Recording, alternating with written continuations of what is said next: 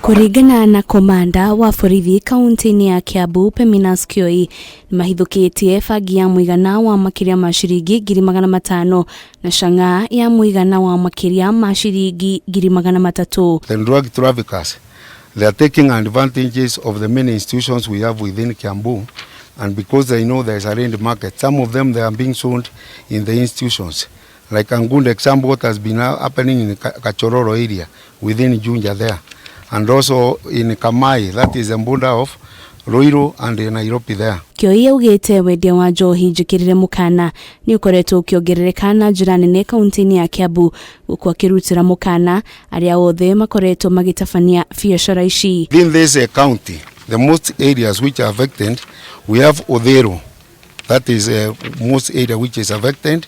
We have Gitaru, we have Roa Kabete, we have Wangige and Sambesi.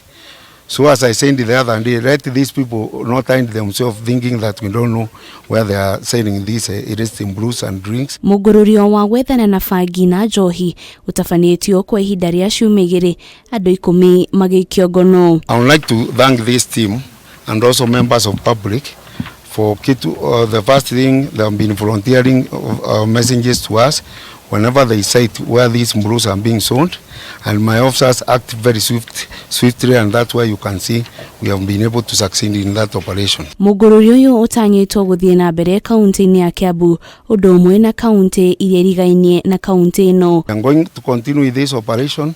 We are not going to relent.